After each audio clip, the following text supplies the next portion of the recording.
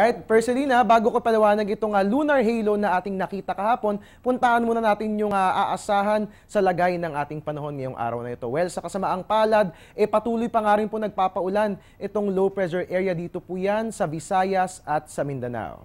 As of 4 a.m., ito po hindi na mataan. Diyan po yan, 60 kilometers ng Butuan City. Mabagal o stationary nga po ang pagkilos na ginagawa ng nasabing low pressure area dahil po yan sa presensya ng northeast monsoon na siyang nakasasagabal sa activity ng nasabing weather disturbance. Nakikita nga po natin sa ating earth wind map, no? Ito nga pong low pressure area, nababalot na po niya yung ating buong bansa. Ito po yung LPA, no? Kaya hindi siya makalabas dahil nga po ito, nakikita po natin yung activity ng northeast wind flow masyadong malakas para penetrate ito ngang nabanggit na weather disturbance. At ito ngang LPA magdadala ng moderate to occasionally heavy rain showers and thunderstorms. Diyan po yan sa rehiyon ng Mindanao at ganun din sa eastern at sa central Visayas. At nakahagip na rin po na ang pangapag-ulan, no?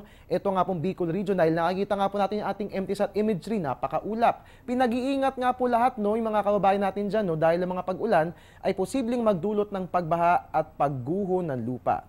Well, ang good news dito po sa atin sa Metro Manila at sa natitirang bahagi ng Luzon, no, inaasahan naman natin na hindi direkta makakaapekto itong low pressure area kung kaya't wala naman tayong dapat alalahanin. Again, hindi natin inaasahan na makararanas tayo ng direct effect mula sa LPA. At kaugnay nga po na nasabing sama ng panahon, nakataas pa rin po ang yellow rainfall warning sa Southern Leyte at Leyte. Kapag sinabing yellow warning, asahan po umano na 7.5 to 15 millimeters yung dami ng ulan sa susunod na 3 oras. At posible rin umanong magdulot ng pagbaha ang mga pag-ulan lalo na sa mga mabababang lugar.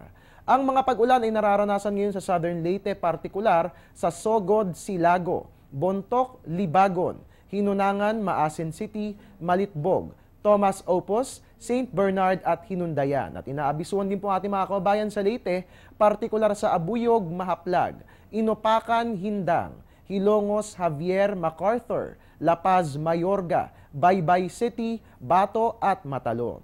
Ayon kay Pag-asa Weather Forecaster Samuel Duran, inaasahang magtatagal pa umano ang mga pag-ulang dulot ng low pressure area hanggang sa susunod na 3 araw. Kaya naman doble ingat ang dapat gawin ng ating mga residente sa Visayas at Mindanao, no? Lalo pat hindi pa rin natin inaalis ang posibilidad na ito'y ma-develop bilang isang bagyo.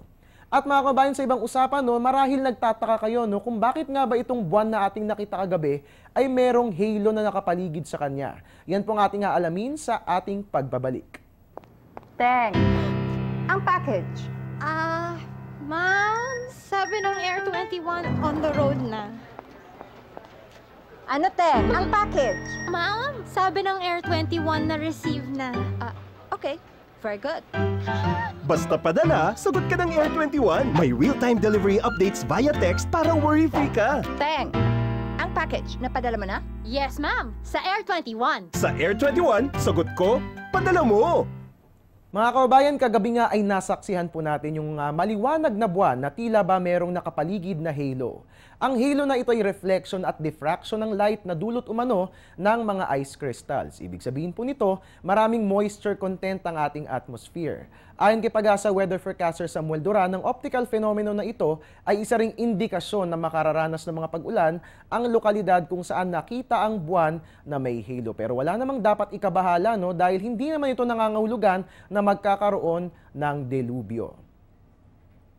At yan nga po muna ang latest mula rito sa Pag-asa DOST.